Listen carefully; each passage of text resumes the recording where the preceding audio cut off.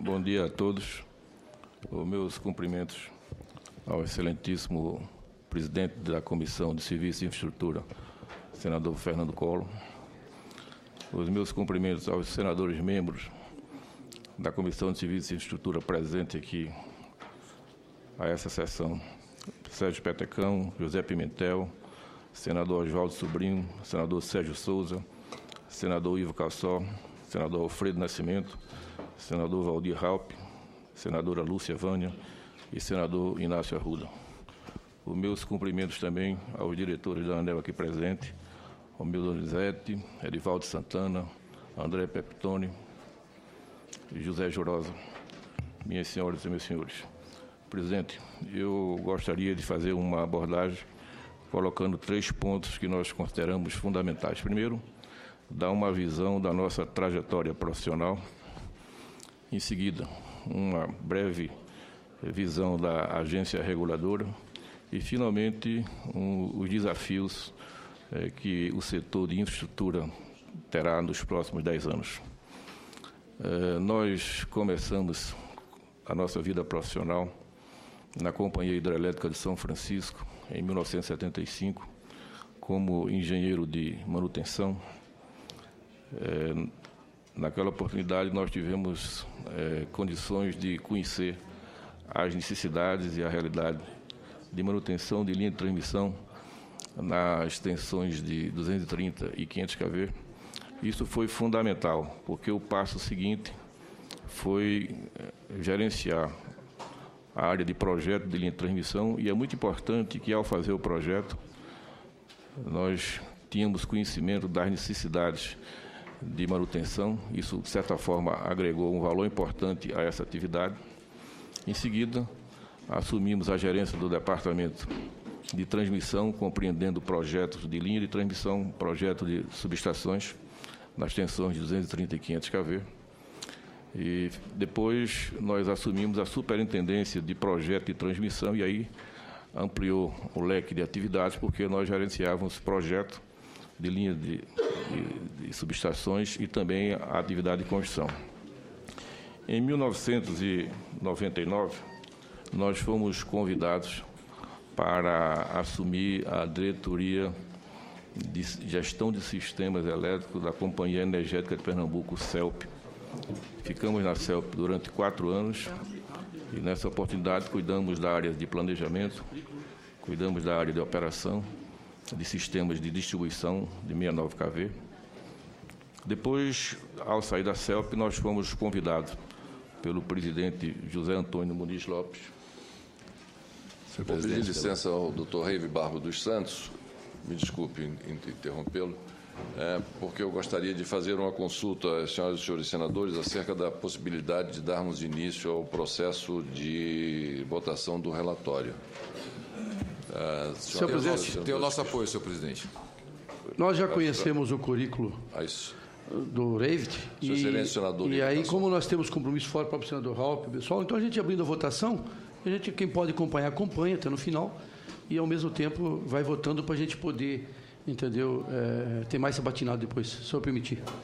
Perfeitamente. Então, coloco a deliberação do plenário, se podemos dar como iniciado o processo de votação. As senhoras e senhores senadores que estiverem de acordo permaneçam como se encontram.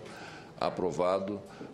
As senhoras e senhores senadores que quiserem votar já podem vir à mesa pegar a cédula de votação. Com as minhas reiteradas desculpas pela interrupção, novamente passo a palavra ao Dr. Reive Barros dos Santos, indicado para a Agência Nacional de Energia Elétrica. Ok. Então, além das atividades profissionais, nós também tivemos a oportunidade de militar na área acadêmica. Somos professor da Universidade de Pernambuco, na Escola de Engenharia, desde 1977, nas disciplinas de transmissão e distribuição de energia elétrica. Assumimos a chefia do departamento, coordenação de pós-graduação. Temos mestrados em engenharia de produção, com a linha de pesquisa de gestão de empreendimento de transmissão. Isso foi fundamental para que a gente pudesse utilizar esses conhecimentos na nossa atividade profissional. Fomos convidados pelo presidente José Antônio Muniz Lopes, da Eletrobras, para conceber e implantar um centro de excelência de energia no Acre. Esse centro tem como objetivo desenvolver pesquisas na área de geração, transmissão e gestão ambiental no Acre. Tem uma concepção importante porque permite a participação da Eletrobras, permite a participação da Universidade Federal do Acre e também da iniciativa privada. Esse centro objetiva criar nova perspectiva de pesquisa na região norte.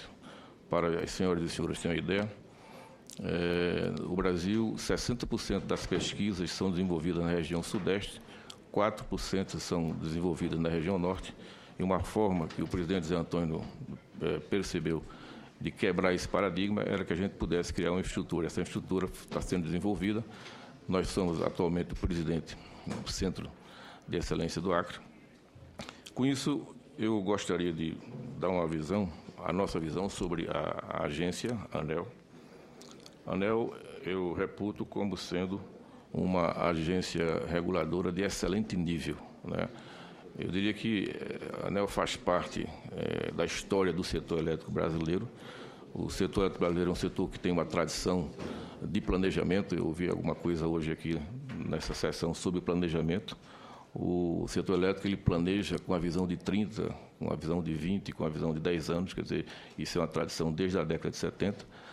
A ANEEL, com certeza, absorveu todos esses profissionais e eu diria que o trabalho desenvolvido por essa agência é um trabalho de altíssimo nível. As respostas que a ANEEL tem dado aos desafios são respostas importantes e não podia ser diferente, né? Se nós olharmos os recursos humanos hoje da agência, mais de 50% são pessoas com nível superior, 20% têm mestrado e doutorado, ou seja, existe uma excelência de atividade e de recursos humanos nessa agência.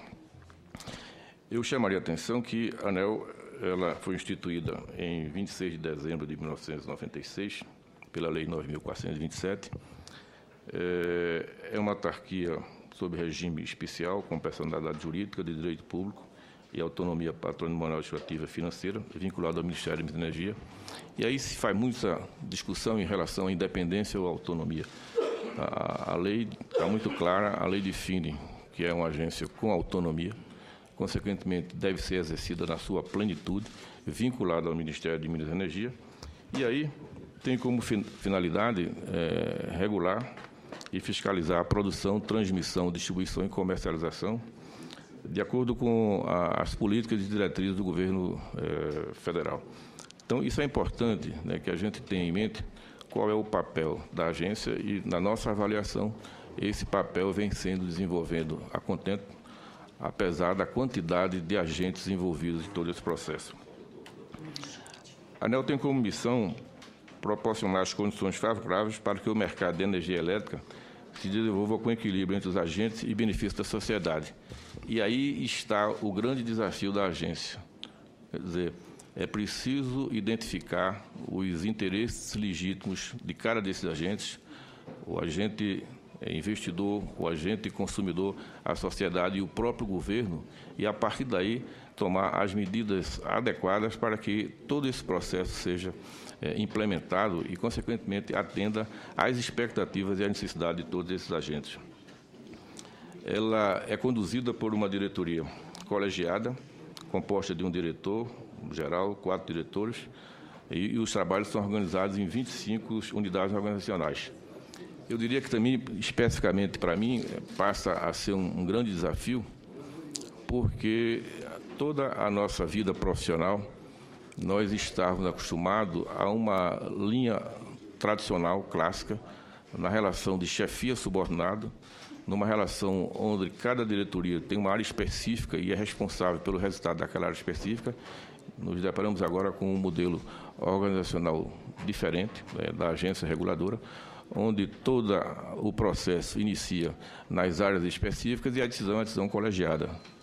Enquanto que as áreas específicas estão olhando as questões técnicas, na diretoria colegiada analisa-se não só as questões técnicas, mas as questões estratégicas. Então, isso, para mim, vai ser um aprendizado muito grande, quer dizer, passa a ser um modelo importante, onde haja uma sintonia, tanto quanto possível, né, a nível de direção, para que a gente possa chegar ao melhor termo nas decisões da agência.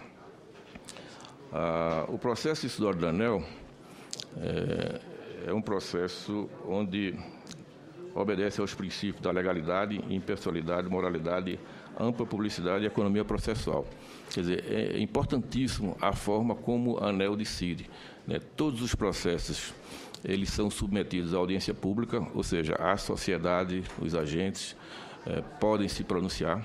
Essa fase de audiência pública, ao encerrar a fase de audiência pública, ainda assim, as reuniões da diretoria da ANEEL são reuniões públicas, quer dizer, todo o processo de transparência que pode existir numa organização, nós encontramos nessa agência.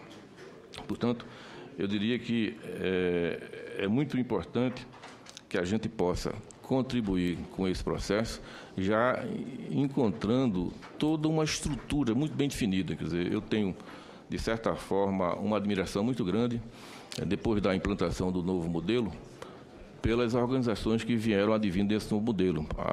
Primeiro eu citaria a EP, a Empresa de Pesquisa Energética, que conseguiu dar a resposta suficiente do planejamento energético, eletroenergético do país. Eu citaria também o Operador Nacional de Sistema, que tem dado uma contribuição importante, e, finalmente, eu citaria a própria agência reguladora, que tem e que vem cumprindo, na nossa avaliação, adequadamente o seu papel. Por fim, presidente, eu colocaria na nossa avaliação os grandes desafios que nós deveremos ter nos próximos 10 anos, quando nós estamos pensando na expansão do setor elétrico brasileiro. Primeiro, o Brasil precisa, nesses próximos 10 anos, segundo o Plano Decenal Horizonte 2022, elaborado pela EP, nós precisamos ampliar a oferta em energia do Sistema Interligado Nacional em 53%. Isso equivale a 64 mil megawatts. Deveremos ter, a partir de 2022, 183 mil megawatts. Só para dar uma ideia do que é que isso representa, a Chesf, que atende a região Nordeste, ela tem 6 mil megawatts firme, e nós estamos falando em implantar 6.400 megawatts por ano. Então, trata-se de um grande desafio. Desse total de 183 mil megawatts, 85% são renováveis e 15% são não renováveis. E aí eu gostaria também de chamar a atenção para o grande avanço que o país teve nesses últimos 6 anos, que foi a introdução da matriz energética da fonte eólica. Eu ousaria dizer que o Brasil hoje tem uma política de geração de energia eólica. Eu tive a oportunidade, quando coordenava o MBA de comercialização de energia, de organizar seminários, e naquela oportunidade observava-se os investidores de eólica querendo fazer todo o investimento, participar desse esforço de construir a oferta de energia no país, e tinha dificuldades tributárias, tinha dificuldade logística, e hoje tinha dificuldade até de assegurar uma oferta anual. Isso foi resolvido a nível de ministério, isso foi resolvido através dessa casa aqui, com legislações específicas, e hoje nós estamos vendo o sucesso que é os leilões promovidos pela agência na energia eólica. Eu não tenho dúvida nenhuma que o passo seguinte será, nos próximos anos, a gente ter todo o investimento que foi feito do ponto de vista regulatório, do ponto de vista de planejamento e energia eólica, nós também teremos na energia solar. Então, o Brasil, nessa perspectiva, passaria a manter uma matriz energética de fonte renovável na faixa de 85%. Esse esforço, não só na geração, mas também na transmissão, nos próximos 10 anos, nós devemos ampliar a rede básica em 50%. Isso equivale a 51.578 quilômetros, que vai fazer um total, em 2022, de 155.136 quilômetros. Nós, na audiência anterior, nós pudemos ver todo esse esforço que está sendo feito aqui pelo presidente Fernando Collor, de criar um ambiente de discussão, e, notadamente, o que se vê são as dificuldades do ponto de vista de infraestrutura, e elas são muito parecidas com todas a infraestrutura. Nós verificamos aí a questão da burocracia, nós verificamos a questão do licenciamento. Então, esse esforço que deverá ser feito é um esforço com a participação de todos, e essas questões que estão sendo colocadas, elas são importantes para que a gente possa refletir e, a partir daí, tomar as decisões adequadas para assegurar que essa expansão será feita no tempo necessário. Para dar uma ideia do que representa isso em termos de recurso, nós deveremos ter um investimento nos próximos 10 anos de 122 bilhões de reais na geração. Nós devemos ter um investimento de 60 bilhões de reais na transmissão, compreendendo linhas e subestações, isso eu estou falando só na rede básica, dá um total de 188 bilhões de reais. Esse investimento, o modelo hoje permite, ele deverá ser compartilhado entre o governo e a iniciativa privada. E aí, eu gostaria de chamar a atenção, isso inclusive foi colocado na audiência hoje pela manhã, que nesse aspecto a ANEEL tem um papel fundamental, né? Porque no momento que você procura atrair a iniciativa privada, nós já verificamos aqui anteriormente, a iniciativa privada só entra onde existe um ambiente regulatório com estabilidade, onde existe uma segurança e onde existe credibilidade.